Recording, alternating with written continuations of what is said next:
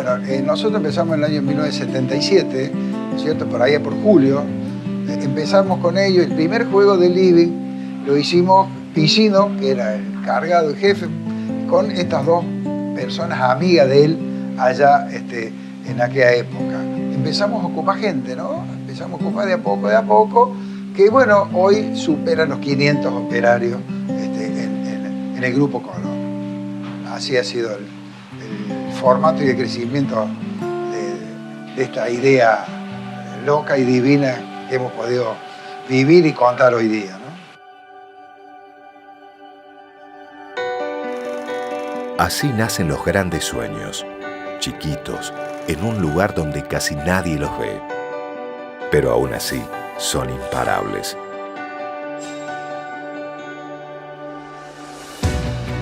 Desde el inicio, este sueño crecía con fuerza, casi te obligaba a seguirle el paso. Y cuando te querías dar cuenta, ya no era el sueño de 4 locos.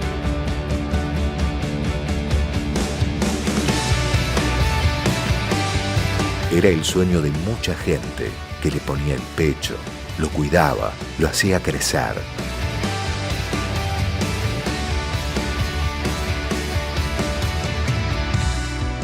Creció y ya era un sueño sin límites, imposible de ignorar. Alimentado por el optimismo de un equipo que no se detuvo ni siquiera cuando parecía que todo se venía abajo. Todo lo contrario, se hizo más fuerte, porque cuando tantas personas están convencidas del camino, no hay tormenta que las detenga. Ahora no solamente es un sueño gigante, es una realidad inmensa.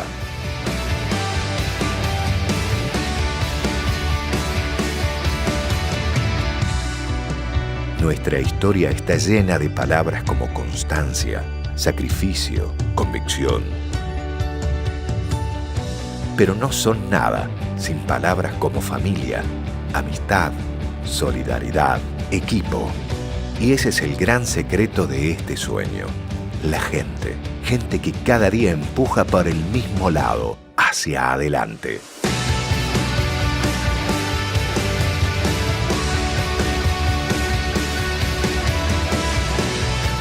El camino recorrido fue largo y nos llevó mucho más lejos de lo que imaginamos en aquel garage. Pero este sueño, además de todo y por sobre todas las cosas, también es incansable.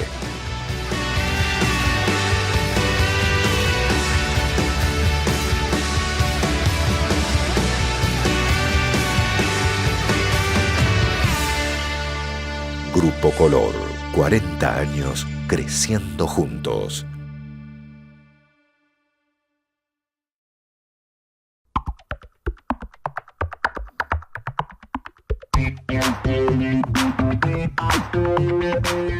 Bueno, buen día a todos. Muchas gracias por la invitación. La verdad que es un honor haber recibido esta invitación. Como le decía a Omar y a Jorge en su momento cuando me invitaron, creo que estoy en un lugar que no me corresponde del todo, porque en general creo que están invitando a emprendedores.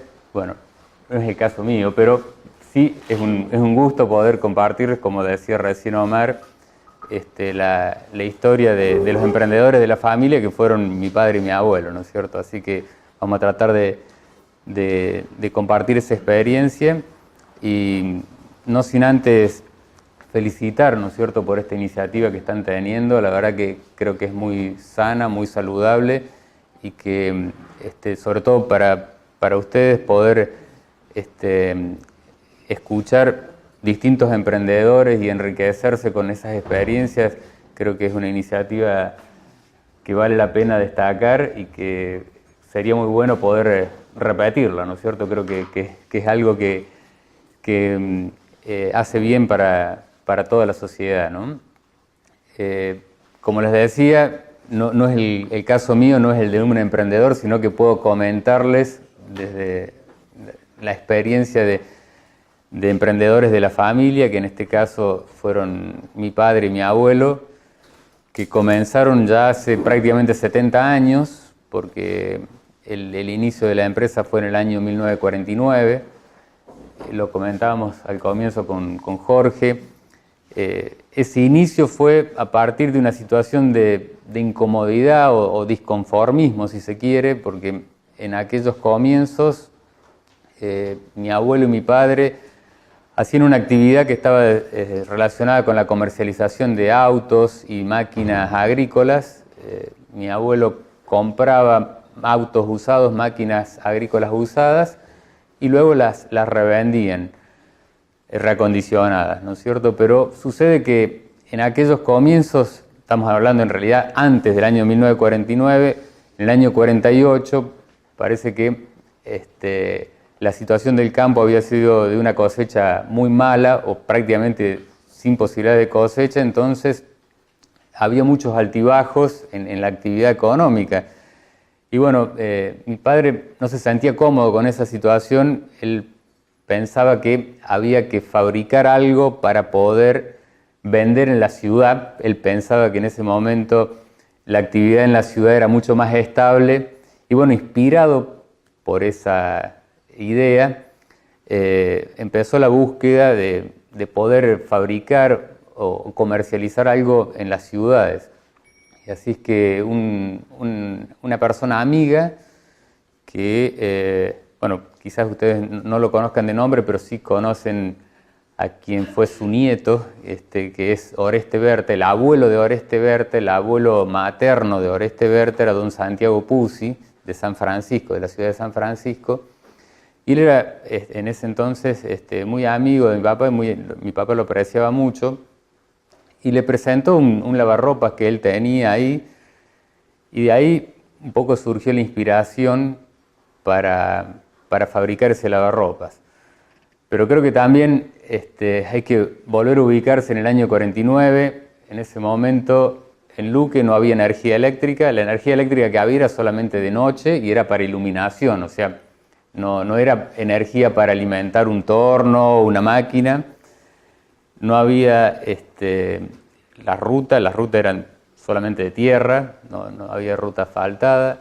Las vías de comunicación prácticamente eran el telégrafo, porque no había teléfono tampoco. Entonces, era un contexto un poco de aislamiento, si se quiere, ¿no es cierto? Entonces, para poder hacer algo, prácticamente había que hacerlo todo a mano, como de hecho fue aquel primer lavarropas, que, bueno, cuenta también mi padre que la pintura de ese lavarropas la hizo con una máquina de Fleet. Probablemente ustedes no han escuchado nunca qué es eso, pero exactamente, era el insecticida, la forma de aplicar el insecticida que hoy es un aerosol. En aquel momento era una maquinita que pulverizaba el líquido, y bueno, con esa maquinita pintó ese lavarropas.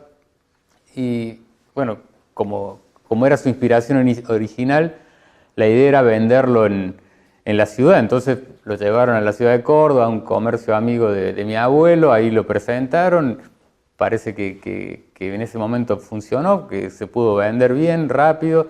Y bueno, empezó la idea de producirlo en serie, de hacer más cantidades, pero estamos hablando de muy pequeñas cantidades, ¿no es cierto? O sea, hoy a lo mejor, si uno mira la realidad actual, donde se producen miles de lavarropas por día, se piensa que siempre fue así, pero nada que ver, nada que ver. Los comienzos fueron, como les decía, muy artesanales, de hacer las cosas con la mano, porque no había energía eléctrica. De hecho, cuando se terminó de fabricar ese primer lavarropas, no se podía probar en Luque porque no había energía eléctrica. Tuvo que ir a Córdoba para probarlo y ver si realmente funcionaba, ¿no?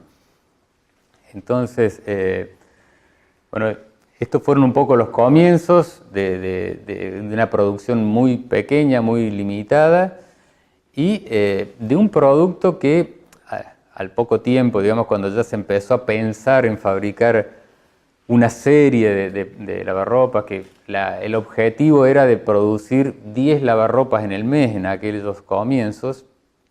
Y en ese entonces, cuenta mi padre que trabajaban 10 personas, o sea que la productividad, digamos, era de un lavarropas por persona por mes. Cada persona que trabajaba en la empresa fabricaba un lavarropas en todo el mes. pero esa persona que trabajaba en la empresa tenía que ahorrar 36 salarios completos, o sea, 3 años de su sueldo completo para poder comprarse lavarropas. Fíjense cómo han cambiado las cosas, porque hoy una persona con un sueldo completo podría comprar un lavarropas que es indudablemente muy superior a aquel producto de aquel entonces, ¿no? Entonces, bueno, en estos 70 años ha habido mucha evolución, siempre tratando de construir sobre bases firmes, sobre bases sólidas, y ha habido desde luego que muchas situaciones de crisis que son las que un poco ponen a prueba siempre el sueño o la inspiración original, ¿no es cierto? Porque el camino no está despejado.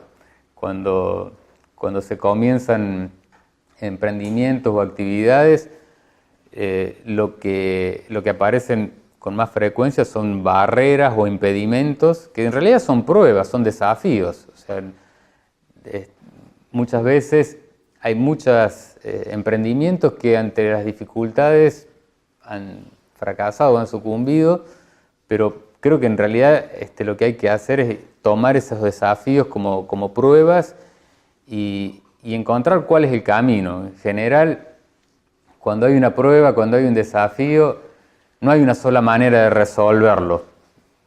Puede ser que en general aparezcan al menos 2 maneras de resolverlo, ¿no es cierto? Y es muy importante saber elegir cuál es el camino. Siempre el tiempo va a decir si es el camino correcto o no, pero una cosa que creo que hay que tener siempre presente al momento de esa elección es el camino A o el camino B. ¿Cuál es el que me lleva por una situación que no provoco daños? Porque muchas veces un camino puede ser más tentador de elegir porque es el que me lleva más rápido a lo que quiero conseguir. Pero también hay que tener presente que ese camino puede generar algunos daños colaterales, ¿no es cierto? Entonces, creo que esa es una recomendación para darles desde la experiencia que nos ha tocado, ¿no es cierto?, de elegir el camino en el que consigo el objetivo, no necesariamente con la velocidad que nos gustaría, pero en donde estoy seguro que no voy a provocar otros daños, que voy a marchar sobre una vía que voy a poder conseguir el objetivo sin generar o sin provocar daños al contexto, porque todos somos actores de la sociedad. En definitiva, si no somos capaces de cuidarnos entre nosotros, estamos provocando que la sociedad no evolucione como debiera ser, ¿no es cierto?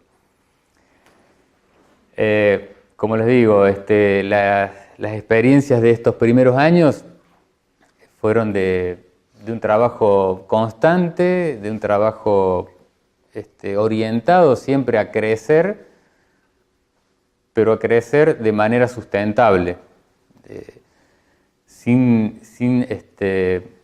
provocar daños o situaciones que en algún momento se iban a pagar el costo, ¿no? Y el sueño original, que era fabricar estos lavarropas, después se fue transformando, porque con el tiempo la empresa se especializó en otra línea de productos, que en realidad tenía más que ver con los componentes de los lavarropas que con el producto en sí, con el producto final. Entonces hubo también una reconversión de lo que era esa idea original en lo que era posible o lo que se visualizaba en ese momento que permitía desarrollarse a la empresa, ¿no es cierto? Entonces, alrededor de los años 60, la empresa empezó a trabajar sobre lo que son los componentes para los lavarropas y durante varias décadas fue prácticamente la empresa que abastecía a todos los fabricantes de lavarropas del país como componentes, pero no teníamos una relación nosotros directa con el canal comercial, sino que nosotros le vendíamos a otras fábricas, ¿no? Después también hubo una época en la que los propios clientes comenzaron a estar en situaciones de crisis, los principales clientes de la empresa se caían, entonces ahí es donde viene también una nueva reconversión, que esto fue a mediados de la década del 90, donde pudimos incorporar la marca Adrián, que era una marca histórica y que había sido el principal cliente hasta ese momento de la empresa, como una marca propia, y a partir de ahí desarrollar una gama completa de productos terminados nuevamente, porque veníamos trabajando sobre los componentes, de pronto pasamos a fabricar nuevamente lavarropas y toda una gama completa que nos permitía contactarnos nuevamente con la red comercial, ¿no? En esa instancia es donde nos incorporamos, bueno, lo que sería la tercera generación, que recién decía Omar, que bueno, coincidió felizmente en un momento en el que había muchos desafíos en la empresa, porque hubo que generar áreas nuevas, áreas de marketing, de servicio de atención al cliente, desarrollo de productos, todas experiencias que hasta ese momento no se habían vivido en la empresa. Pero bueno, la idea no es por ahí aburrirlos demasiado con comentarios. Creo que la intención es más que sea una charla en la que a lo mejor ustedes puedan plantear inquietudes o dudas y bueno, con gusto lo que esté al alcance. Adelante, por favor. ¿Cómo hicieron para superar, digamos, hay alguna herramienta, no sé, no te pido secretos, ¿cómo superaron las crisis? Sí, mira, creo que la pregunta es muy oportuna por el momento que estamos viviendo, ¿no es cierto? Y te imaginas que a lo largo de tantos años han sido muchas las situaciones de crisis y creo que cada crisis tiene su particularidad, ¿no es cierto? Cada crisis tiene sus propias características que las hacen únicas, pero yo creo que si hay algo que digamos que puede tomarse como eje central para poder guiar la superación de las crisis es siempre tratar de volver a las fuentes, volver a qué es lo que a uno lo hace progresar y crecer. Son momentos en donde hay que, como dicen muchos, recoger el hilo, ¿no es cierto? Y bueno, hay que adecuarse al tamaño que requiere la situación en primera instancia.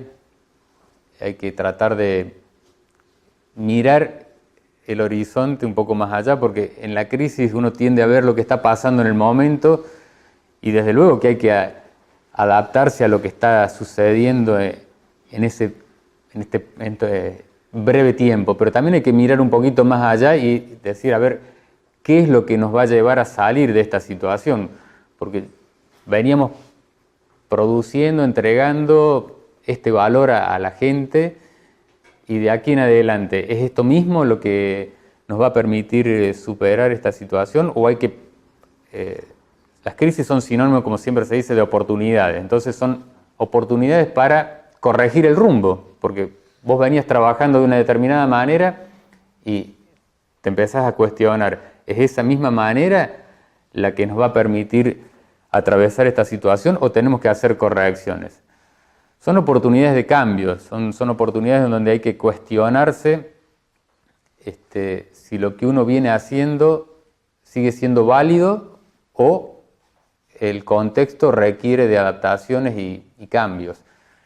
Esos cambios es difícil decir tenés que hacer tal o cual cosa porque cada contexto te da señales que tenés que interpretar y a tratar de adaptarte y configurarte para poder superar esa situación, ¿no?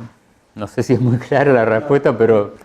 Y aparte, ¿cómo surgió esto? Sé que están haciendo los lavarropas conectados a internet. Sí.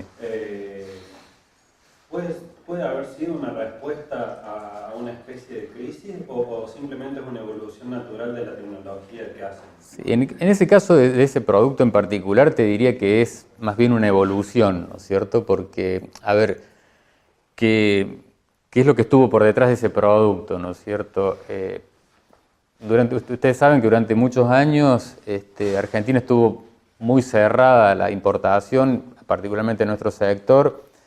Eran pocos los productos que ingresaban desde afuera, pero si se quiere ahí nosotros hemos tenido siempre una línea de pensamiento que ha estado en el sentido de que, si bien la situación del momento puede ser de que no tenías competencia externa, pero nosotros estábamos pensando que siempre eso en algún momento iba a llegar, entonces teníamos que estar preparados. No podíamos dormirnos, decir, bueno, el producto que hoy tenemos no tiene rivales en el mercado, entonces estamos tranquilos, podemos seguir con lo que tenemos, no hace falta invertir en desarrollar productos nuevos. Esa era una posición, pero si quedábamos con esa posición, creo que hoy estaríamos en dificultades aún mayores, ¿no es cierto? El pensamiento que siempre ha guiado un poco la empresa ha sido el de estar al día tecnológicamente, y para eso, desde luego que hace falta invertir, pero no hablamos de inversión en términos económicos, sino inversión en que la gente que está trabajando en desarrollo de nuevos productos esté pensando constantemente en, bueno, cuáles son las novedades que hoy hay en el mercado y qué es lo que particularmente el consumidor argentino, de todas las novedades que hay, está dispuesto a valorar y a percibir como que es algo necesario y como que es algo que lo va a llevar a satisfacer mejor sus necesidades, ¿no? O sea, la idea es que fue una evolución, y esa evolución estuvo orientada principalmente por mantenernos al día de los avances tecnológicos, aún estando protegido por alguna barrera, como fue circunstancialmente en ese momento, ¿no? Iba a decir irrupción, pero no es tal, esta incorporación en los años 90 de la tercera generación, sí, como planteas. En tu caso, vos entraste en esa época, digamos. Así es. ¿Cómo fue el ingreso, digamos? ¿Fue Como es una empresa familiar, justamente le iba a preguntar, como una empresa familiar, recién me decía yo, de que primera, segunda, tercera y cuarta generación son cada vez más complicados todo. Y como es una empresa familiar, muy familiar, porque son el abuelo, obviamente en la familia hay hombres y mujeres que después se casan y que tienen un tío, o sea, sería interesante escucharte un poco cómo es el desarrollo, ¿no? Bueno, claro. en el tiempo y en la empresa, una empresa exitosa con crecimiento permanente, y cómo se van acomodando las piezas en relación a la familia, que la familia Sí, también sí. se va agrandando, ¿no? Tal cual, Un sí, poco sí. eso, Marco. Sí, creo que es un punto muy importante porque en general las empresas familiares, lo que suele suceder es que las familias crecen más rápido que la empresa, entonces no siempre hay lugar para todos, ¿no es cierto? Creo que nosotros un poco la gran bendición que tuvimos es que la oportunidad en la que se daba el ingreso de este grupo de primos era justamente un momento en el que había un desafío que era desarrollar la nueva marca, con lo cual se generó naturalmente un espacio para nuevas actividades que hasta ese momento no se habían desarrollado en la empresa. Entonces, ahí creo que hubo una especie de bendición, ¿no es cierto?, de que en el momento en que estábamos la nueva camada con posibilidades de ingresar después de haber finalizado los estudios, naturalmente hubo un espacio que no siempre se da en las empresas y es donde pueden ocurrir muchos de los conflictos de las empresas familiares. Aquí, como decía recién, creo que tuvimos esa bendición de que hubo esa coincidencia en que cuando la nueva generación estaba disponible para ingresar, hubo en la empresa espacio para captar esas nuevas personas integrantes de la familia que estaban dispuestas a incorporarse, que también no siempre se da, porque no siempre los familiares tienen predisposición a continuar el trabajo que han iniciado por los emprendedores, ¿no? Hay veces que toman otros caminos y bueno, también hay que saber aceptarlo, o sea, hay situaciones dispares, ¿no? Esta diversidad de nuevos puestos que estás diciendo permitió no la competencia por el puesto viejo, sino nuevos puestos. Tal cual, y además, perdóname Jorge, pero respetando también las personas con trayectoria en la empresa, porque cuando nos incorporamos este grupo de primos, ya la empresa tenía 45 años, o sea, había muchas personas que habían acompañado a mi padre, a mi abuelo desde su fundación, que bueno, algunos ya habían terminado sus tareas productivas, pero otros ya hacía muchos años que lo habían acompañado, ¿no? Entonces también había que amalgamar esa situación, ¿no? Y estos nuevos puestos obligaron a nuevos estudios, nuevas carreras por parte de ustedes, a elegir, por ejemplo, ser ingeniero en algo, porque hace falta ingeniero en algo, digo. Bueno, ahí, si se quiere, no fue tan premeditado, tan pensado, porque cada uno de estos familiares que nos incorporamos ya había elegido su carrera previamente, ¿no es cierto? Creo que la coincidencia fue cuando finalizamos los estudios, que fue entre los años 92 y 94, que fuimos incorporándonos a la 93 y 94 más que nada, que fuimos incorporándonos a la empresa, y la incorporación de la marca se dio en el año 95, entonces fue ahí muy reciente todo. En realidad ya con la incorporación nuestra es como que veníamos sintiendo la necesidad de dar ese paso y esta visualización que comentaba de que los clientes de la empresa estaban entrando en crisis, entonces poco a poco, si bien la empresa estaba sana y no tenía dificultades en su funcionamiento, pero nos estábamos quedando sin lo que eran nuestros clientes, el activo principal que tienen todas las empresas. Entonces había que dar un paso distinto, y ahí fue donde, bueno, en conjunto un poco se vio esta oportunidad de incorporar la marca y empezar todo el desarrollo por detrás de esa marca, ¿no? Una pregunta. Sí. Cuando los clientes estaban en crisis, ¿buscaban un nuevo mercado o mantenían el que tenían? Sí, me imagino que la pregunta apunta, por ejemplo, si buscábamos desarrollar el comercio exterior, sí, o cosas. Sí. Bueno, mira, las actividades de comercio exterior vienen de muchos años. De la década del 70 creo que se hizo la primera exportación, y bueno, ha tenido muchos altibajos, ¿no es cierto? Como toda la economía, hay oportunidades en las que se puede desarrollar el comercio exterior y hay otras en las que se pone más a prueba la actividad, ¿no es cierto? Siempre, en general, la actividad del comercio exterior ha estado ocupando una especie de nicho, nunca ha tenido la posibilidad de ser la actividad central de la empresa, ¿no es cierto? Pero desde luego que esta situación de crisis de los clientes es la que te pone en alerta de decir, bueno, acá hay que hacer algo distinto, lo que venimos haciendo ya no va más, encontró su límite, entonces hay que empezar una búsqueda a ver. ¿Estás saturado este clientela entonces? Claro, en realidad los clientes estos que decíamos que estaban en situación de crisis eran clientes que nos compraban componentes para armar sus lavarropas, ¿no es cierto? Y desaparecían estos clientes, pero el mercado de lavarropas seguía existiendo. Lo que pasaba es que había que satisfacerlo de una manera distinta. O sea, eso fue lo que nos llevó a nosotros los lavarropas ahora los volvemos a fabricar nosotros. Si bien era una actividad que se había descontinuado hace mucho tiempo, pero dijimos, bueno, acá, si no estos clientes que hoy le entregamos los componentes no pueden continuar con su actividad, el mercado sigue estando. Hay que entregarles el producto terminado y tenemos que pasar a hacerlo nosotros. Antes no lo habíamos hecho por una cuestión, si se quiere, de respeto por quienes eran nuestros clientes, pero si desaparecidos esos clientes, teníamos que ocupar nosotros ese espacio. En el caso con la competencia, que por ejemplo saturaba la competencia y a lo mejor no podías vender a ese cliente, ¿cómo la competencia, cómo te enfrentaron? A ver, vos sabés que no... A la competencia, ¿cómo la enfrentaron?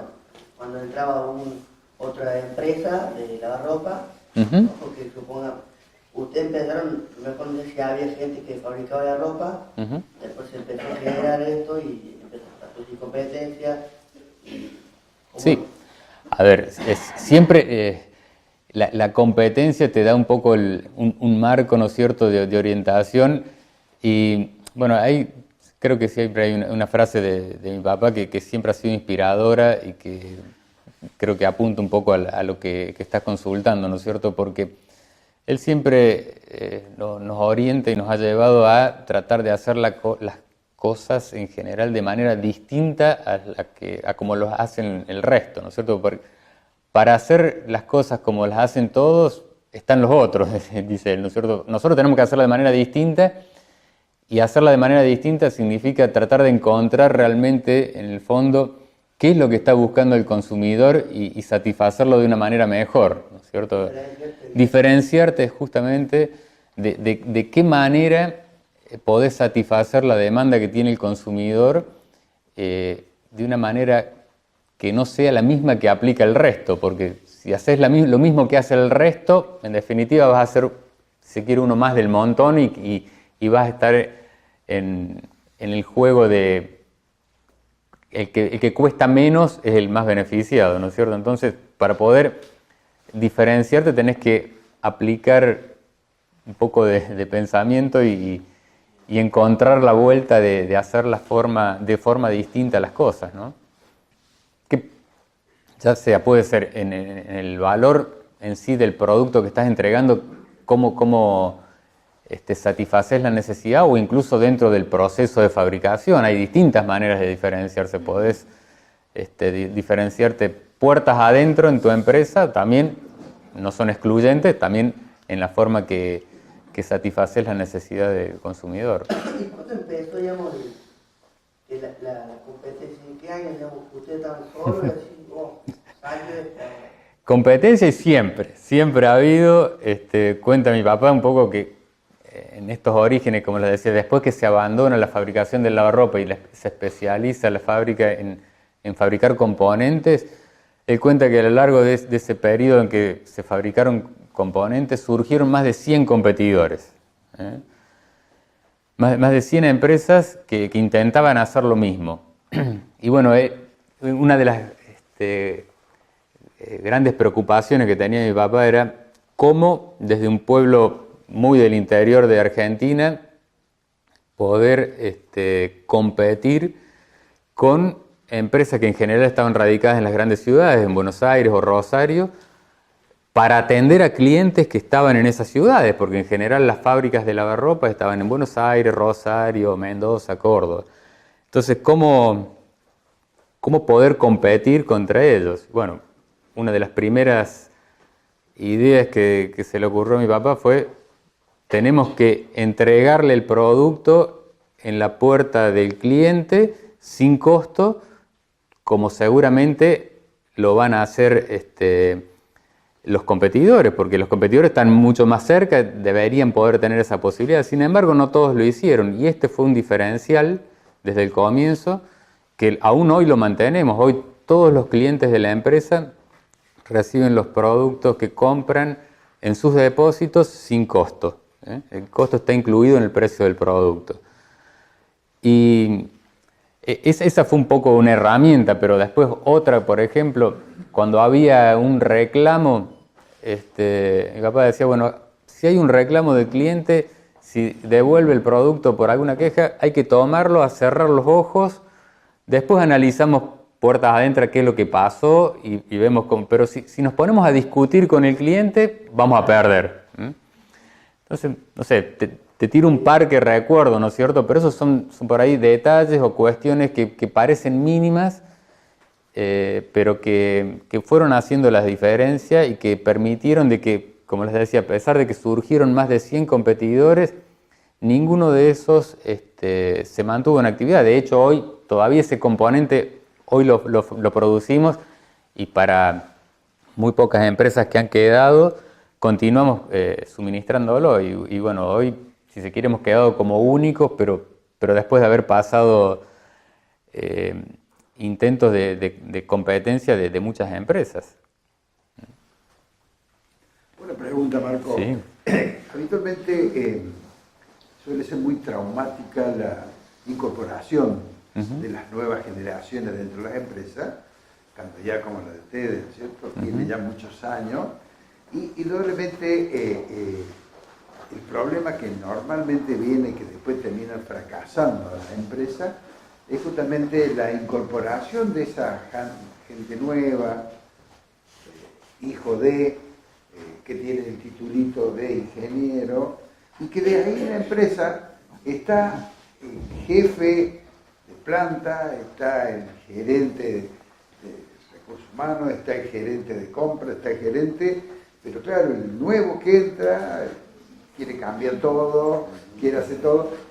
Fue traumática esa incorporación de la primera a la segunda, o sea, porque es un tema que es preocupante y traumático porque quieren cambiar todo, sacar el tipo que hizo y ayudó a la empresa a crecer, a ser grande 30, 40 años atrás, y viene este pibe de pronto que quiere sacar todo y cambiar todo, y ahí empieza el comienzo tensiones. del problema, ¿no? O sea, Sí, no sé creo cómo fue lo tuyo. que la situación que describe Omar es muy natural y en general se da, ¿no es cierto? Que las personas de las nuevas generaciones llegan con mucho entusiasmo, con conocimientos que han adquirido en sus estudios y que no ven las horas de ponerlo en práctica, y en general se topan con situaciones establecidas. A esto lo hemos hecho así, ha funcionado siempre.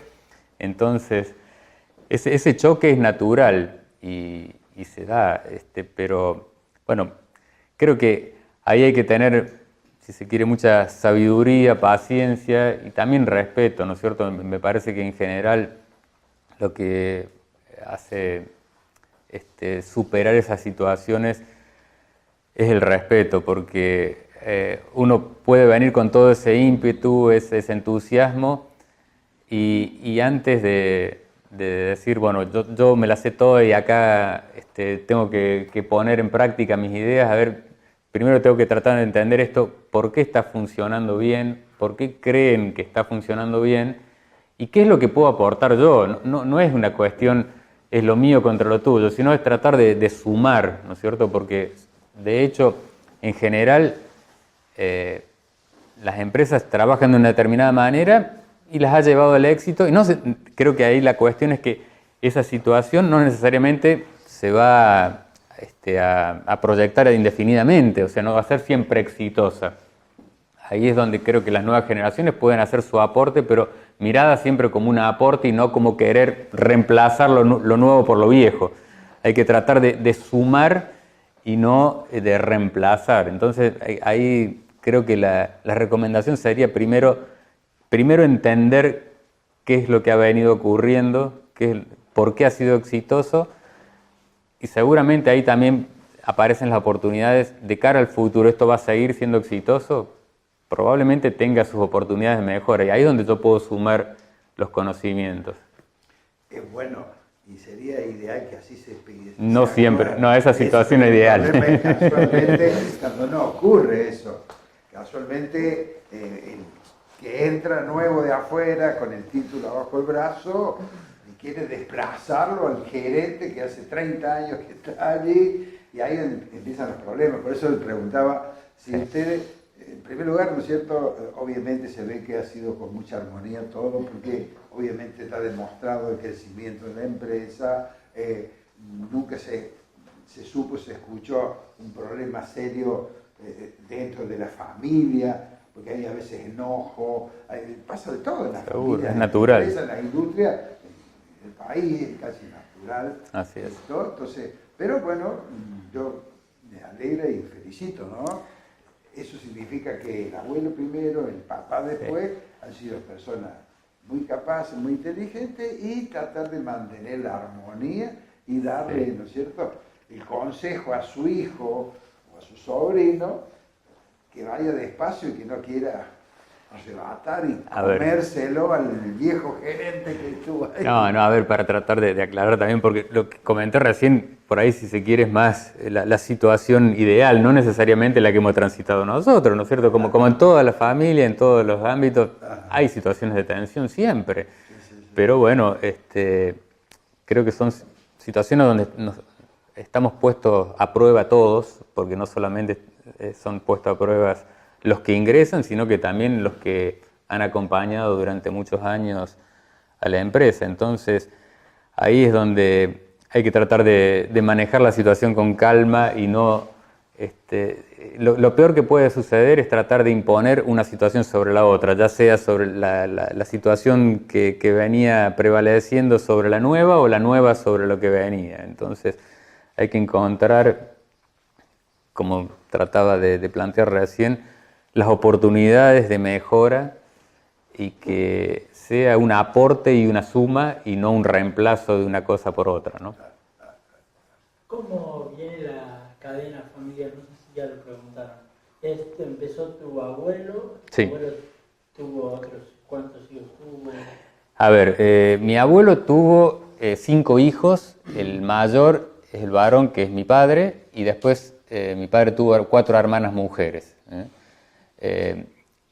Dedicado a la empresa fue mi padre dentro de la familia, y la empresa nació prácticamente en forma conjunta por iniciativa de mi padre y mi abuelo. Como trataba de explicar un poco al comienzo, mi padre era el que tenía la iniciativa más, si se quiere, industrial, el que le gustaban los fierros, una cuestión, si se quiere, heredada de sus abuelos, porque él aprendió el oficio de herrería y de la mecánica, un poco acompañando a sus abuelos. Y mi abuelo, o sea, el padre de mi padre, era un poco el que tenía la iniciativa comercial, ¿no es cierto? Que felizmente creo que era el complemento que hace un poco que esta iniciativa prospere, ¿no es cierto? Porque por ahí este espíritu industrial o este espíritu de querer fabricar algo de mi padre, desde luego que es una semilla interesante y muy buena, pero si no está complementada por una habilidad comercial que permita colocar ese producto en el mercado, entra en dificultades, ¿no? Entonces creo que fue una combinación que bueno, fue. ¿Tienes más hermanos? Yo tengo, somos 4 hermanos, 3 varones y mi hermana mujer es la más chica, y a su vez tengo 2 primos también que participan en la empresa, que son Todos hijos. están vinculados a... Claro, estos 3 hermanos más los 2 primos, somos los 5 primos que hoy estamos en la gestión de la empresa, exactamente. Sí. ¿Hijos? También, pero bueno, mi hijo mayor tiene 18 años, está en la edad que tienen seguramente muchos de ustedes, terminando el secundario ahora. El año que viene empieza la facultad. Y sí hay hijos de un primo mayor, o sea, de estos 5 primos, tengo un primo que es mayor que yo, 9 años. Después yo soy el mayor del resto de los 4, digamos. Entonces este primo que es 9 años mayor que yo, sí ya tiene hijos que han finalizado sus estudios. Y bueno, hoy todavía no están incorporados a la empresa porque están haciendo también algo que nosotros no hicimos y que creo que también apunta a lo que conversábamos recién con Omar, que es, hemos tratado de, como requisito ahora, les hemos planteado a las nuevas generaciones que hagan primero una experiencia laboral afuera de la empresa. Eso fue algo que nosotros no vivimos y que después nos dimos cuenta que hacía falta. Entonces ahora tratamos de que la nueva generación tenga alguna experiencia de haber trabajado con personas que no son familiares, de haber tenido un jefe que no es familiar. Creemos que es enriquecedor y que... ¿Tienen protocolo familiar? Sí, justamente este es uno de los requisitos que hemos acordado dentro del protocolo, el tener al menos un par de años de experiencia en una empresa que no sea familiar, ¿no? Antes de tener la oportunidad de ingresar. Creo que todos querrán entrar a trabajar a la empresa familiar. No estés tan seguro, no estés tan seguro. No siempre sea. Eso es lo que uno naturalmente piensa, pero no, mira, creo que, bueno, es algo que hay que dejar la libertad para que cada uno elija lo que quiere hacer, porque no hay situación más incómoda que forzar a alguien a hacerle lo que no le gusta, ¿no es cierto? Entonces va a estar incómodo, no va a rendir, la empresa va a sufrir por eso, porque si hay alguien que no está trabajando de manera cómoda, que no está haciendo las cosas a gusto, no le va a servir tampoco a la empresa. Entonces en eso hay que ser, creo que cauto. El protocolo familiar que le pregunto a él, que yo en el caso mío también ya lo tenemos hecho desde hace varios años, es algo que medianamente uno hace como un contrato acordado entre el padre y la madre y los hijos, ¿no? Para ver cómo sigue para adelante, pensando, ¿no?, en esa empresa familiar y las incorporaciones y demás. Y bueno, lo que dice él realmente es fantástico, de que nuestros hijos, en vez de entrar directo, que Por ser hijo de... Porque es hijo de, entra ahí, cree que es dueño señor y agarra al jefe que tuvo 20 años ahí adentro, chao, hacete al lado, yo, no sabe, no tiene experiencia, no tiene nada. Entonces es muy saludable eso de que mi hijo no esté, termine de estudiar o no, y se incorpore a la empresa, sino que es muy saludable a cualquier empresa, de un amigo, de alguien, y se vaya a trabajar un par de años afuera. Eso es muy, pero muy recomendable. Realmente sí. Es fantástico, porque empieza como corresponde, sabiendo de que hay alguien que lo va a ordenar, que hay alguien que es su jefe, su encargado de demás. Sí, por eso el protocolo familiar, comenta un poco, a lo mejor muchos no lo conocen, se está, si bien no es hoy una ley que exija, es un acuerdo, convenio que certifica en un escribano, donde se acuerdan los padres y los hijos, ¿no es cierto? Que eso después también se va cambiando a medida que pasa el tiempo, y habla mucho de la incorporación, ¿no? Yo siempre me acuerdo que Carrefour, creo que fue Carrefour, no sé, en Francia o en Estados Unidos, otra empresa de estas grandes, que había una reunión de socios y le hicieron una cancha de fútbol porque eran más de 2.800 socios de unas empresas de estas monstruos, le hicieron una cancha de fútbol, una cosa así, porque de ahí tenía que tocar temas inherentes a la macroempresa esta, ¿no? Entonces, esto también pasa. Hoy, 5 primos, recién dijo, ¿y qué son? Esos 5 primos van a tener 2 hijos promedio cada una, la próxima son, ¿no es cierto?, 15, después 40, o sea, esa es la idea. Y ¿saben qué? Yo lo digo como padre, debía ser tu papá, era médico, el deseo de los padres es que los hijos nuestros estén y se incorporen a la empresa y continúen lo que uno empezó con mucho sacrificio, pero no siempre es así, y los hijos eligen otra cosa. Quieren viajar en el mundo, uno es pintor, otro es abogado, un médico, o sea, así pasa en toda la familia, ¿no? Lo que sí hay que entender y comprender el papá es que sí, como dijo recién Marco, la libertad absoluta para que cada uno tenga, ¿no es cierto?, la posibilidad de hacer de su vida lo que más le gusta, eso es lo importante, ¿no? Así que en ese aspecto estamos muy bien, Marco, realmente. Donde una empresa donde ya estamos hablando ya de primos incorporados, ¿no? Y ya estamos hablando de que hay un hijo, que ya está, que tu hijo ya se va a la universidad, o sea, sigue la incorporación o no, pero seguramente de mucha gente familiar directa dentro de esta empresa. Y la empresa normalmente, también como en todas las cosas, crece. Lo que hablamos al principio, cuando empezamos hace 10 reuniones atrás, todo el mundo creemos que Aladio existió siempre, ¿no? Empezó de cero, con un pibe o una chica como ustedes, hace 70 años, una idea loca. Y le puso con unos fierros. Es lo que yo quiero decirles a ustedes, ¿no? También es muy importante, aprovechando de que, bueno, 70 años recién contó mi abuelo, empezó con mi papá, con unos fierros, un auto viejo, o sea, así empiezan las empresas, todas empezaron así. Cuando comenzó mi papá tenía la edad seguramente de muchos de ustedes. O sea, mi papá comenzó en el año 49, él es del 31, o sea, tenía 18 años. Mira, primero.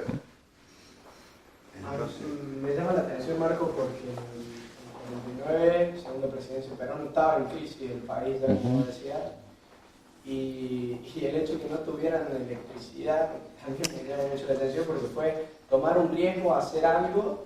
después ir a Córdoba, que sin duda no debe haber sido fácil llegar hasta Córdoba como es hoy. Exacto. Y probar algo, o sea, riesgo todo el tiempo. Tal cual, los desafíos son permanentes. Cuando uno emprende algo, los desafíos son permanentes y el tema está en las barreras o desafíos aparecen, ¿no es cierto? Pero como creo que tratábamos de comentar recién, el tema es no detenerse ni frenarse por esa barrera. Hay que encontrar la vuelta, poner la mirada siempre un poco más allá. Yo lo que quiero conseguir es aquello. Entonces, bueno, acá tengo un obstáculo, pero a ver, acá tengo caminos para superarlo. Siempre encontrarle la vuelta, ir sorteando los obstáculos y con tranquilidad en algún momento se llega al objetivo. Pero apuntando al comentario de recién, sí, la energía eléctrica en Luque era solamente de noche y corriente alterna para iluminación, o sea, no era para fuerza motriz. Para lo que es fuerza motriz, al poco tiempo, cuando ese taller un poco evolucionó, había un grupo electrógeno que generaba la energía para poder producir un poco más en serie, ¿no es cierto? Sí, ¿cómo empezó? ¿Tus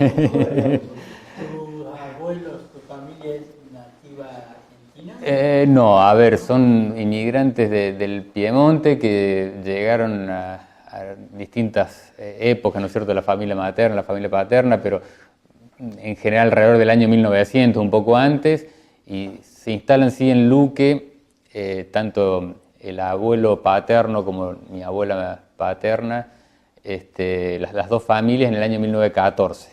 O sea que ya en el año 49 ya tenían su trayectoria, sus 35 años de estar radicados en Luque. Pero en los dos casos, los bisabuelos se dedicaban, tenían lo que en ese momento, para llevarlo a lo que sería hoy, máquinas cosechadoras, digamos, eran los motores a vapor con los cuales se procesaba el trigo. El trigo se cortaba prácticamente a mano, se emparvaba y después se separaba la paja del grano, y esas máquinas que hacían ese trabajo eran las que tenían mis bisabuelos, que eran en ese entonces movidas por vapor, ¿no es cierto?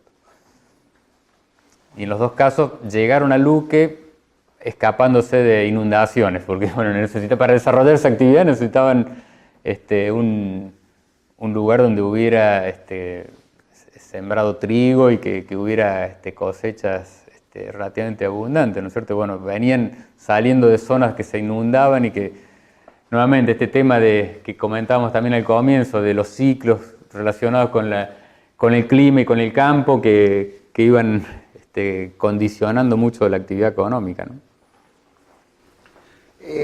Una curiosidad. En la intimidad un poco de lo que puedas contar, uno primero admiro y felicito porque ustedes son de Luque, están en Luque y siguen viviendo en Luque. Uh-huh.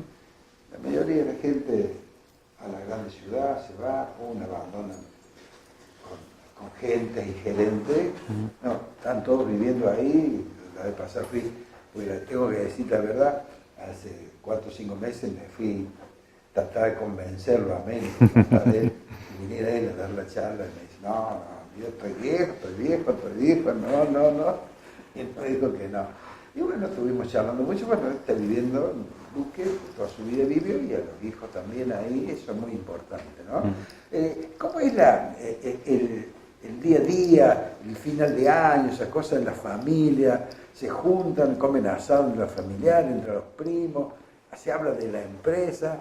¿La empresa se habla únicamente dentro? ¿Cómo es Contanos un poco. Y bueno, sí, es todo un desafío el tema de no contaminar la familia con la empresa, ¿no es cierto? Porque indudablemente hay oportunidades de reuniones familiares donde la tentación por ahí es seguir con temas de la empresa, y creo que eso no es algo sano, ¿no?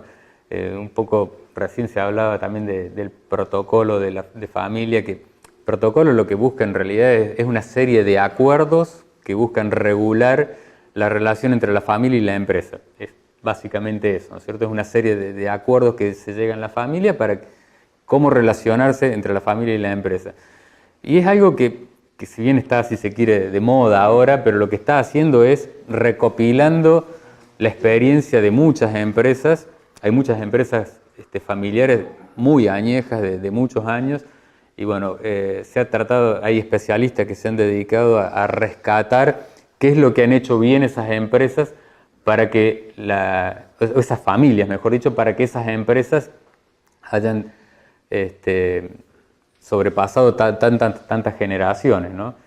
Y bueno, justamente una de las recomendaciones es la separación de los ámbitos. La familia es la familia y tiene normas y requiere de cuestiones que no necesariamente son las mismas que la empresa. Entonces, la familia es el ámbito de los afectos, donde hay que demostrar y cubrir roles que no son los mismos en la empresa. Entonces, en la medida que se pueda separar esas situaciones, es lo que hace también prosperar a las empresas, ¿no?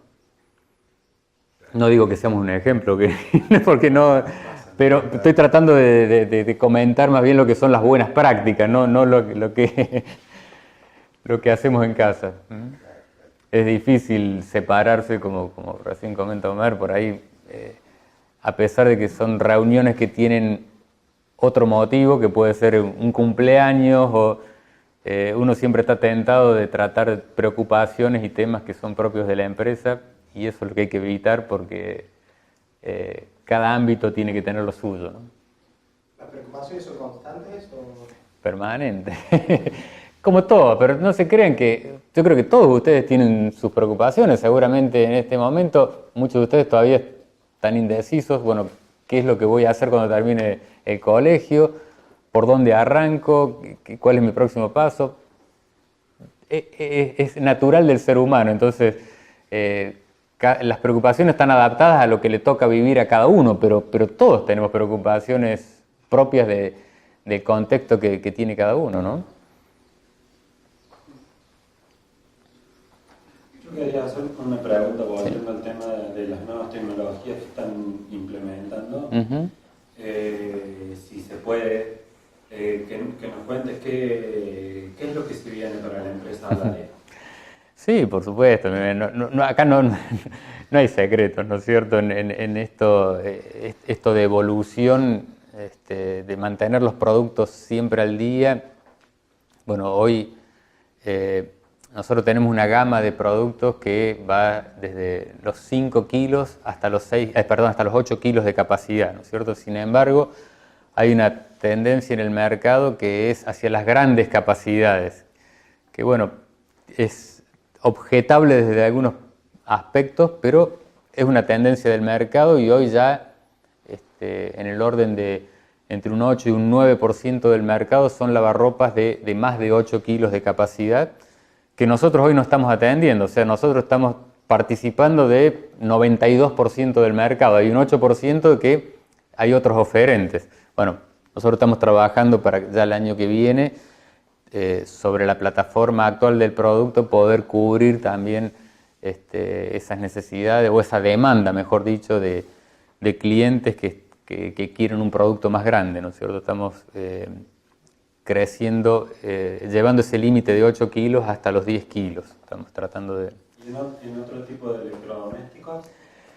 Bueno, ese siempre es un desafío que bueno, en general la barrera principal ahí es el nivel de inversión para poder desarrollar esa actividad, porque generalmente cuando estás incorporando una nueva familia para producirla requiere una inversión muy importante y bueno, lo último que hicimos tratando de superar ese límite de lo que era originalmente el lavado de ropa fue la incorporación de la fabricación de lavavajillas, ¿no es cierto? Que ahí tenemos un desafío bastante grande en cambiar la cultura en general de los argentinos, de que creen siempre que el lavado a mano es más económico y más efectivo que el lavado con máquina, siendo que el lavado con el lavavajilla consume menos agua, menos energía, bueno, tiene muchas ventajas, pero sin embargo poder compartir, digamos, esas ventajas con todo el público y hacerlo masivo es un desafío que todavía no hemos conseguido superar. Estamos en esa tarea, ¿no?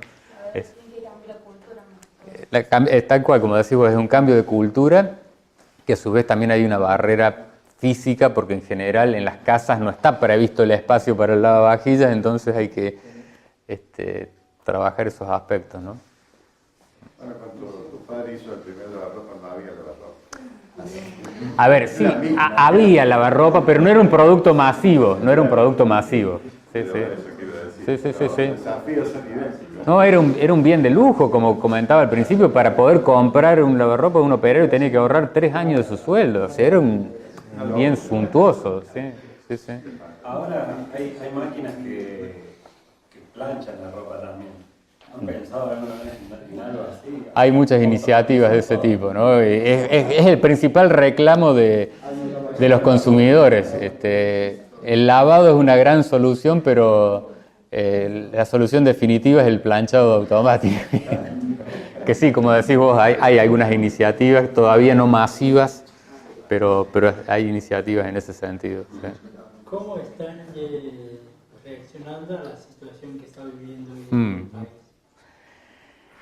Es una situación compleja, porque como siempre, también lo comentamos al principio, cada crisis tiene sus propias características. Si bien hemos superado otras y algunas a lo mejor estamos tentados de decir que han sido más graves que estas, pero cada crisis tiene sus particularidades, ¿no? Y bueno, hay que, en primera instancia, hay que tratar de acomodarse y amoldarse a lo que requiere la situación, que es, en general, las situaciones de crisis requieren restringir las erogaciones, tratar de gastar.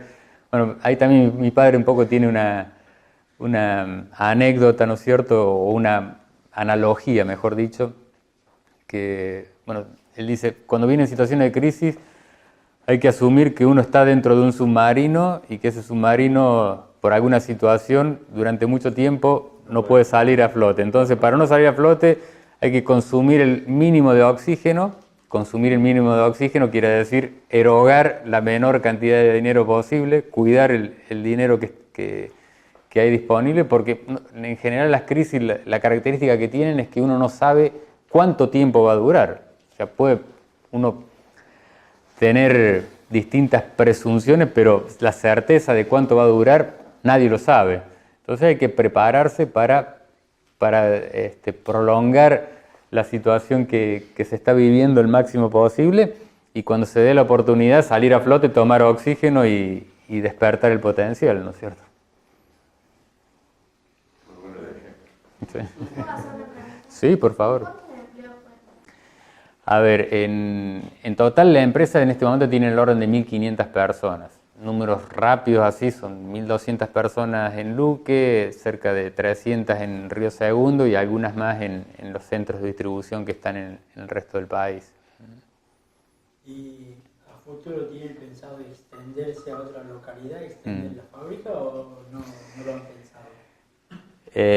En realidad, a ver, si se quiere, la planta esta de Río Segundo fue consecuencia de que en Luque encontrábamos algunas dificultades para poder crecer. El terreno que teníamos en ese momento ya estaba todo ocupado, necesitábamos construir nuevos edificios y no teníamos terreno disponible.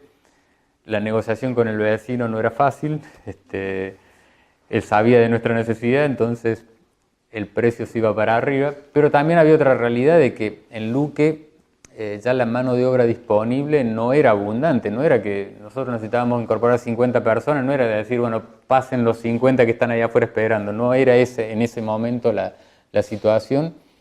Y bueno, se dio esta oportunidad de que en Río Segundo había disponible un galpón que no se ajustaba exactamente a lo que necesitábamos, pero bastante.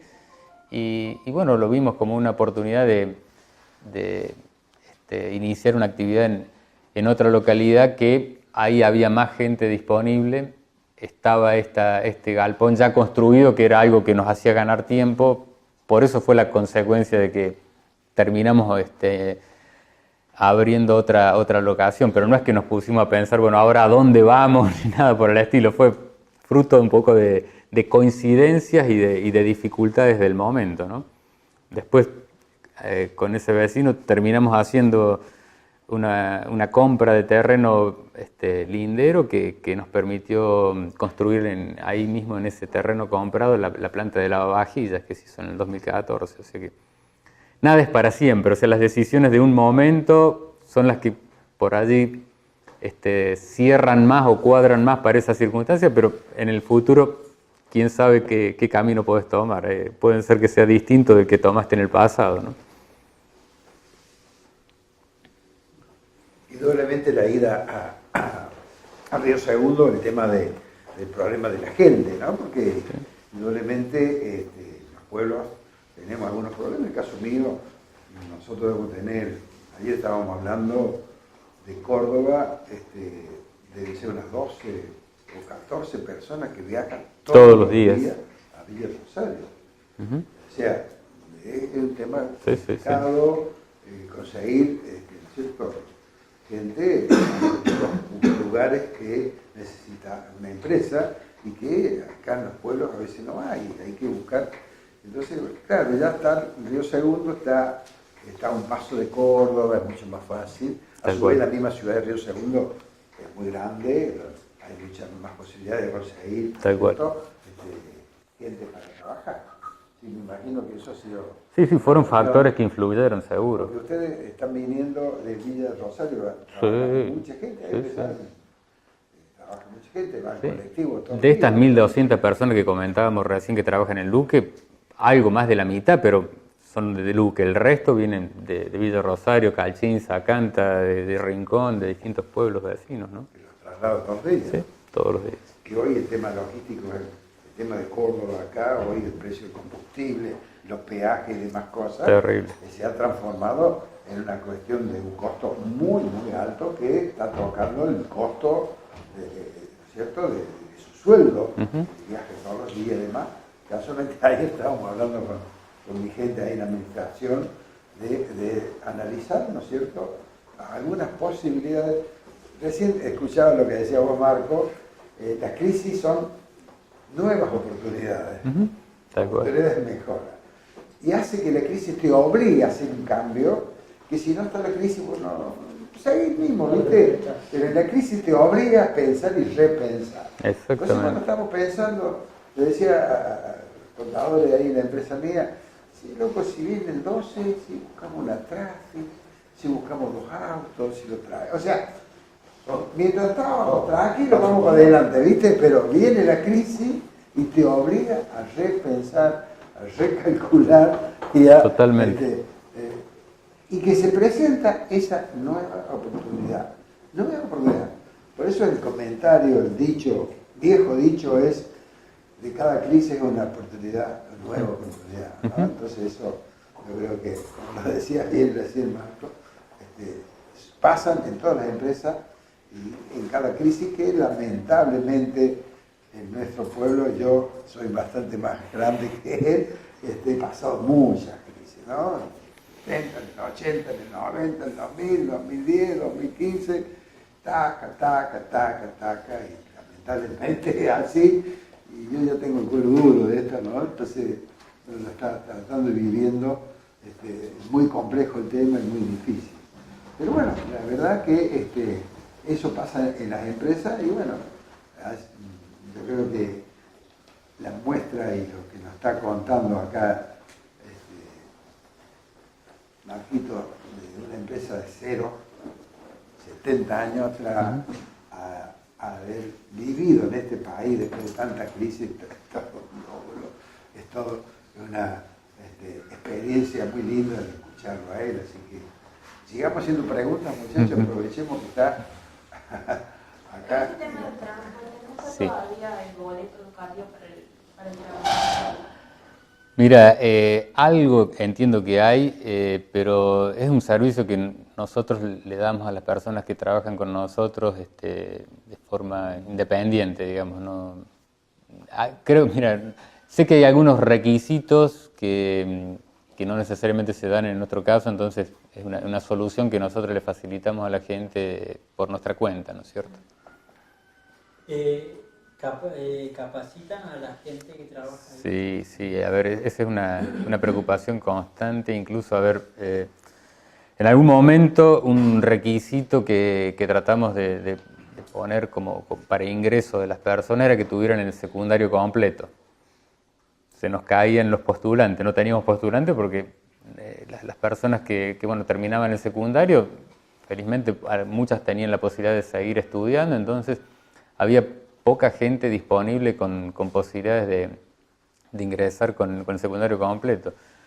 Y bueno, tomamos ahí la decisión de decir, a ver, levantemos este requisito, permitamos que ingresen las personas y le demos la posibilidad de que terminen el secundario, y para eso se generó una escuela interna que, bueno, con un acuerdo con el gobierno de la provincia, se toman programas oficiales, programas de gobierno, ¿no es cierto?, de capacitación, hay distintos planes para que los que han empezado y no han terminado el secundario lo puedan terminar ahí dentro, o para quienes tienen que cursarlo prácticamente completo, lo puedan hacer también. Hay distintas modalidades que aplican, pero en las dos plantas, tanto en Luque como Río Segundos, está el espacio educativo y cultural que lo llamamos, que es un espacio donde no solamente secundarios, sino también personas que ya estaban incorporadas en la empresa y que no habían tenido posibilidad de cubrir o terminar su escuela primaria, tuvieron la posibilidad de hacerlo. Ya felizmente creo que no está quedando ninguno sin haber podido terminar la primaria. Y bueno, esas mismas personas que trabajando terminaron la primaria, también ahora tienen la posibilidad de hacer su secundario, ¿no es cierto? Entonces eso, a nivel de capacitación básica, tenemos esa experiencia, y también después a nivel particular de distintos sectores, las capacitaciones son permanentes, ¿no es cierto? Porque, como ustedes bien saben, la evolución de las tecnologías y del conocimiento es lo que caracteriza estos tiempos, entonces hay que estar al día, ¿no? ¿Lo tienen como una posibilidad o es obligatorio? No, obligatorio no es. Obligatorio no es. Tratamos de favorecerlo, porque incluso digamos, cuando hay procesos internos de selección para cubrir distintas vacantes, hay vacantes que el requisito sí es tener el secundario, y bueno, quienes no lo cubran no pueden aspirar a ese puesto. Entonces, quien tiene aspiraciones a crecer internamente en la organización, lo hace, ¿no es cierto? No, pero felizmente hay muy buena experiencia de quienes lo han hecho.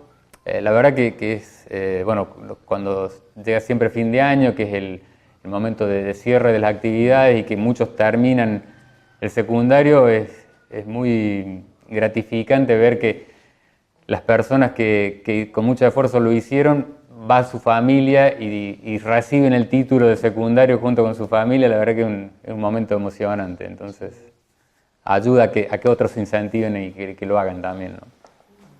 Para determinar las capacitaciones en esas áreas que recién nombran, ¿realizan evaluaciones de desempeño? Sí.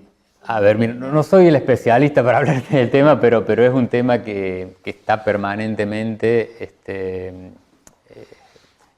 cubriéndose, ¿no es cierto? Las evaluaciones de desempeño pasa a ser hoy por hoy una actividad permanente, y en función de los resultados de esas evaluaciones te da las señales para las capacitaciones que se van necesitando en distintos sectores o personalizada en algunas personas, ¿no es cierto?, en algunos individuos, ¿no? Y no saben que si los realizan de forma anual o en qué periodo. No te sé responder con precisión, pero hay frecuencias distintas en los distintos sectores. Hay lugares en donde son más esporádicas, en otros lugares son más, dependiendo un poco de las exigencias de cada caso, ¿no? ¿Cómo evolucionan los productos de la empresa? Sí. ¿No? De incorporar robotización en la empresa, ¿está prohibido? O trabajar con personal, con gente, digamos. Y bueno, hay un mix. Hoy mismo tenemos la mayoría de las actividades en la empresa son las actividades digamos de producción o de montaje son manuales, pero también hay máquinas automatizadas que realizan muchas tareas repetitivas. En esto, bueno, hay también mucho mito y pensar que la robotización siempre es un progreso, y no siempre es así, porque las actividades que se pueden automatizar o robotizar son actividades que ya tenés muy pulidas o muy desarrolladas a nivel manual, porque si no, cuando automatizás una actividad que no está pulida, lo que estás automatizando son desperdicios, porque tenés que asegurarte de que la actividad que estás haciendo o la operación está libre de desperdicios antes de automatizarla, ¿no?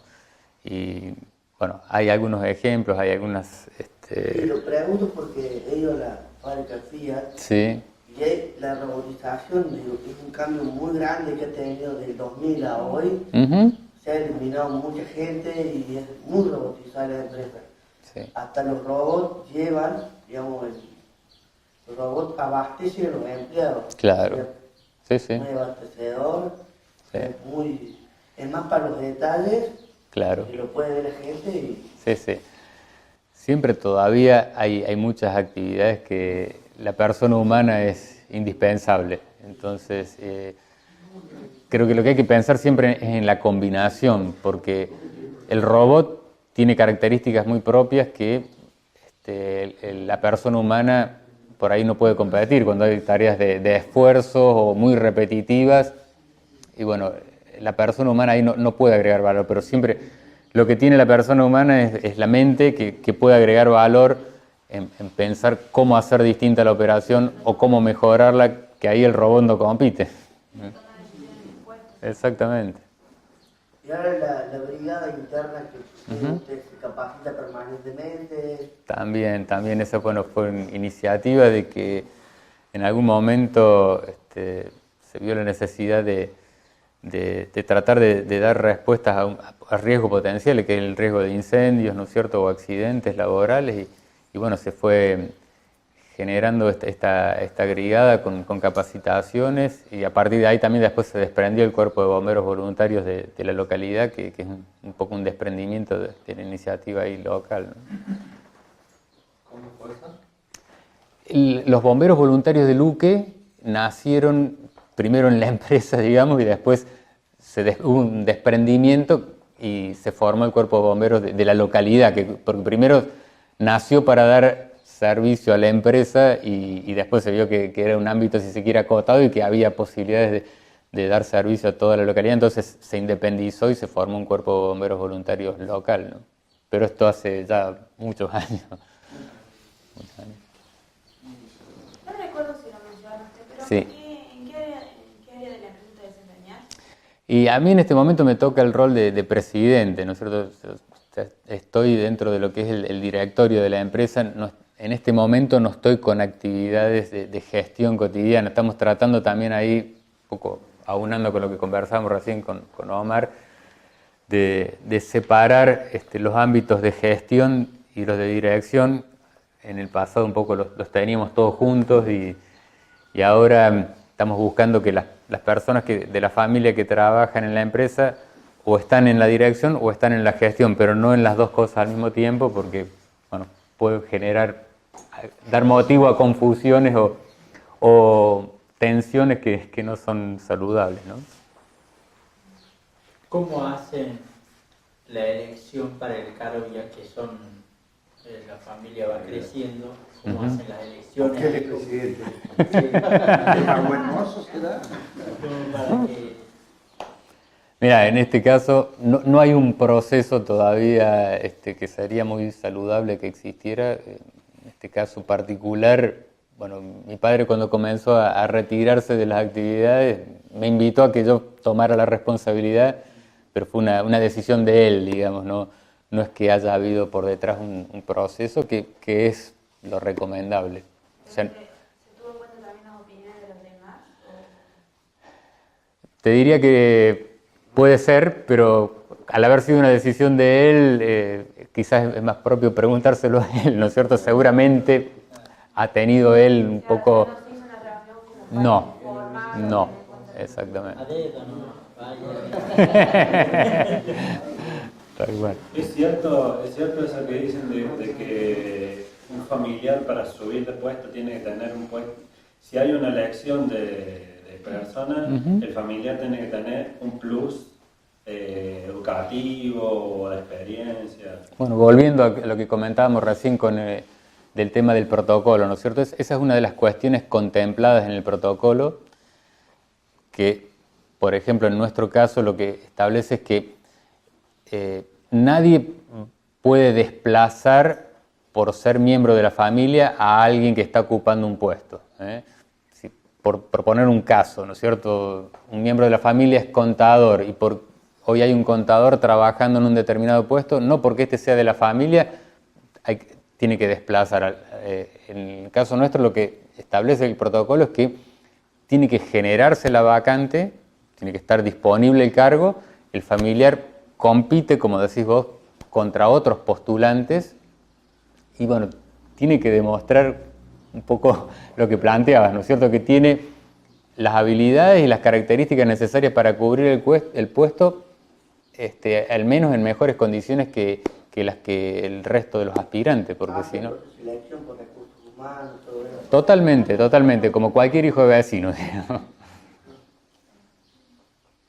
Si no, el riesgo está en que pase a ocupar el puesto por ser familiar y no se desempeña como corresponde y la organización lo sufre.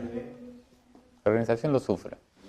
En algún momento eso hace tensión, ¿no es cierto?, dentro de la organización. Hay un presidente y hay un gerente general. Tal cual. Son separados, aparte del director, con... Tal cual. Hasta el año pasado yo estuve en ese rol de gerente general, también por una cuestión, si se quiere, fortuita, porque en el pasado lo ocupaba este primo mayor a ese cargo. Bueno, él tuvo un problema de salud que tuvo que retirarse de la actividad por un tiempo. Entonces me tocó hacerme cargo de la gerencia general y en este proceso, como les decía recién, de tratar de separar los roles de dirección y de gestión, bueno, llegamos a un consenso entre los miembros de la familia de que teníamos que o cubrir roles de dirección o de gestión. En el caso mío también estaba en el directorio y era gerente general, entonces no podía hacer las dos cosas al mismo tiempo.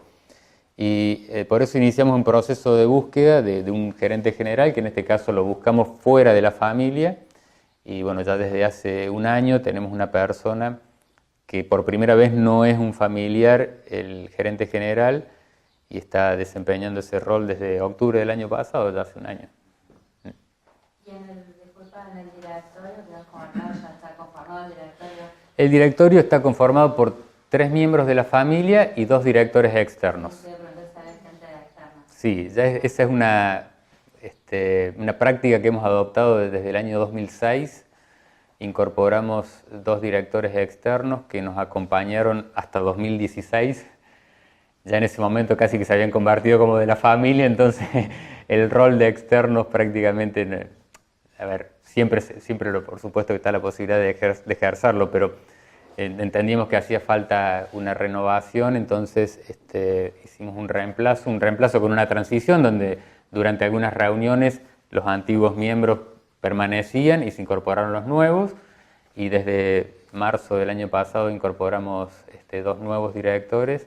Casualmente ayer tuvimos reunión de directorio con la participación de estos externos. ¿Y tienen alguna cláusula, pero algo en vista de quiénes son los externos que tengan que ver, por ejemplo, con el rubro? O... Sí, digamos, en la búsqueda, en el proceso de búsqueda, tanto en el año 2006 como el año pasado, seguimos más o menos los mismos patrones, tenemos una referencia, ¿no es cierto? Buscamos, digamos, en este caso particular, 2 orientaciones distintas. Primero, que sean personas que sean exitosas en sus actividades y, por un lado, que tenga uno con orientación en lo financiero y otro con orientación más en lo estratégico y nuevas tecnologías. Así que, bueno, tanto en la primera conformación como en esta segunda, tenemos una persona de Buenos Aires y una de Córdoba, en aquel momento y en este momento, en los 2 casos, ¿no? ¿Y cada cuánto son las reuniones directorias? Todos los meses. Todos los meses durante 11 meses. O sea, hay un mes de vacaciones, pero en el resto de los meses tenemos, bueno, fijamos un calendario anual, ya lo establecemos, en este caso eran habitualmente todos los segundos viernes del mes. En este caso particular tuvimos que modificar y fue ayer por una cuestión de viaje de una de las personas, pero si no, ya a principio de año queda establecido el calendario de reuniones de todo el año. Entonces, salvo cuestiones puntuales, se hace la modificación, pero si no, ya todo el mundo sabe cuándo son las reuniones y nos manejamos con esa agenda. Lo último que te pregunto, ¿debe haber alguien que coordine eso, que mande la información? ¿Hay un coordinador, un secretario? Sí, en ese caso en particular soy yo. También lo tenemos, sí. Quizás esta era una pregunta para el comienzo, pero ¿cómo fue tu ascenso o tu caminata por la fábrica? ¿Empezaste en el 93, 94, por ahí? Así es. ¿Cómo fue tu recorrido hasta llegar al día de hoy? A ver, yo un poco empecé a trabajar, aún antes de haberme recibido, ya había rendido prácticamente todas las materias de ingeniería industrial, pero me faltaba el trabajo final, que era el requisito para poder recibirme, ¿no es cierto? Y terminé de cursar en el año 92, ahí mismo, en esas vacaciones ya arranqué con algunas actividades que en aquel momento era justo el momento en que empezábamos nuevamente a fabricar lavarropas.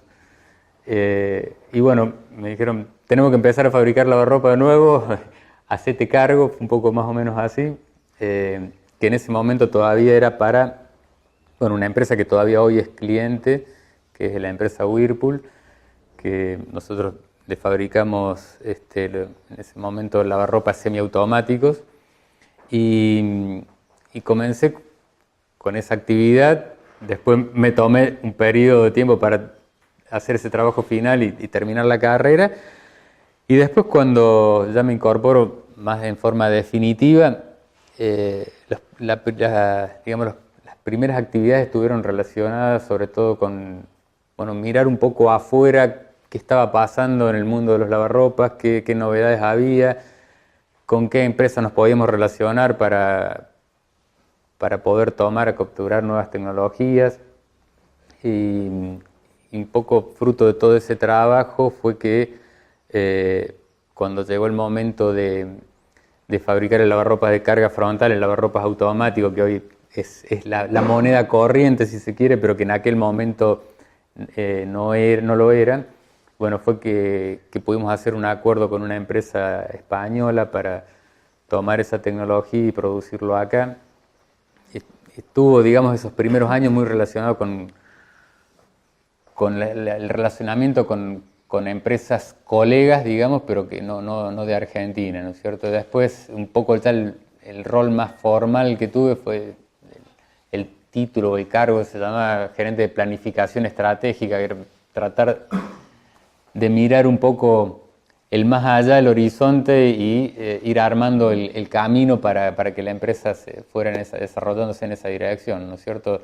Bueno, durante bastante tiempo estuve en esa función, hasta, como les decía recién, me tocó asumir como gerente general y bueno, ahora como presidente. Entonces ese fue un poco el camino, ¿no? ¿Por qué le decís que adoptaron la tecnología de una empresa de España? ¿Se trata más de una estrategia de marketing de seguidor? ¿Puede ser un imitador?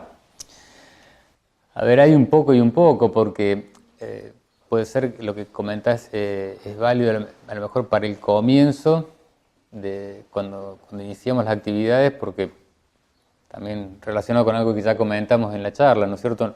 No siempre tuvimos el tamaño que tenemos hoy, ni siempre tuvimos la participación de mercado que tenemos hoy. Nacimos un poco siguiendo tendencias y tomando experiencias de empresas que estaban más desarrolladas en el sector, y hoy, si se quiere, tenemos una participación de mercado que nos permite ser un poco el líder y el que marca el paso. Entonces, en el comienzo fue como lo comentabas y fuimos transformándonos un poco en los líderes ahora, ¿no? ¿Cuál fue o cuál es el impacto que busca la empresa como impacto social o compromiso social y ambiental, digamos? Bueno, a nivel ambiental, como ustedes saben, hay una serie de regulaciones que ponen límites, digamos, a las emanaciones o contaminaciones que puede realizar la empresa, que eso está totalmente regulado y controlado. Y algo que nosotros hicimos hace muchos años ya, porque fue en el año 2000, que desarrollamos o mejor dicho, certificamos el sistema de gestión ambiental bajo las normas ISO 14.000, ¿no es cierto?, que son las de gestión de medio ambiente. Así que desde ese aspecto, digamos, buscamos respetar lo mínimo, pero no solamente nos quedamos con eso, sino tratamos siempre de ir más allá, porque muchas veces las regulaciones lo que ponen son condiciones mínimas, pero no necesariamente las condiciones mínimas son las que te hacen ser sustentable, ¿no es cierto? Porque muchas veces las regulaciones hasta quedan atrasadas respecto de lo que son los requerimientos de hoy en día. Entonces, la empresa divide hasta los residuos contaminados y no contaminados. Son los tachos grises, donde van los residuos comunes, y los tachos verdes, donde van cosas con aceite. Tal cual. Todas estas separaciones porque tienen destinos distintos, ¿no es cierto? Hay una parte de los residuos que pueden ir con la basura domiciliaria, digamos, y otra que requiere un tratamiento donde viene una empresa que está autorizada para darle la disposición final a esos residuos. Esto a nivel de gestión ambiental, después un poco más a nivel de responsabilidad social empresaria, como también pasa acá en Villa de Rosario, nosotros somos una empresa dentro de una comunidad relativamente chica, entonces todo lo que hagamos es muy visible y todo lo que hagamos digamos, tiene retroalimentación muy directa. Entonces, la empresa necesita de la localidad y la localidad necesita de la empresa. Es una relación de las dos partes que creo que es de obligación mutua, ¿no es cierto? Entonces, algunas actividades, por ejemplo, había un salón allí en Luque, que era un salón histórico que, cuenta mi papá que su abuelo, o sea, mi bisabuelo, había puesto el piso de madera porque era el salón de fiestas de la Sociedad Italiana, que era una entidad que funcionaba en ese entonces. Después, con el tiempo, la empresa terminó comprando ese salón y se utilizó durante muchos años como depósito. Y después, en algún momento, dijimos, esto no puede ser así, esto es un bien, si se quiere, cultural de la localidad. Entonces lo reacondicionamos, quedó como un salón de eventos de hoy de la localidad y se lo entregamos en comodato a una unión de cooperadoras que existe en Luque. Entonces, digamos que esta unión de cooperadoras se encarga de gestionarlo y lógicamente todos los recursos que surgen de ese alquiler son para las cooperadoras. Y bueno, simplemente lo que nosotros hicimos fue ponerlo a disposición de esa unión de cooperadoras que trata de representar las necesidades y el beneficio de toda la localidad, ¿no es cierto? Hoy en día, tu papá ya está como jubilado. Totalmente. Y una pregunta, ante una situación de crisis, ¿van a la fuente, buscan consejo ahí en la fuente o se reúnen en un grupo de consejo? ¿O buscan un consejo por parte del padre? Es un poco de todo, pero desde luego que su opinión siempre es muy tenida en cuenta, porque bueno, si bien él hoy ya tiene 87 años, ¿no es cierto? Y él desde hace un tiempo está retirado y está en su casa, con un taller en su casa haciendo lo que le gusta. Él sigue haciendo las actividades manuales que un poco le dieron origen y con las que disfrutaba mucho. Sigue haciéndolas hoy, fabricando pequeñas cosas para familiares o amigos, pero cuando hay situaciones donde la experiencia cuenta, desde luego que lo consultamos, sí. Realmente ama lo que hace, ¿no? Tal cual, tal cual, es un apasionado de todo lo que sea. ¿Qué es lo que hace él ahí en su taller? Tiene un torno y le gusta mucho trabajar la madera, ha hecho muchas cosas, ¿no? ¿La escalera no la hizo él? También, hay una escalera que, bueno, en general los miembros de la familia siempre somos los que nos beneficiamos de todas sus creaciones. Así es. Bueno, gente, ¿hay alguna otra cosita? Vamos a agradecerle con un fuerte aplauso. No, muchas gracias.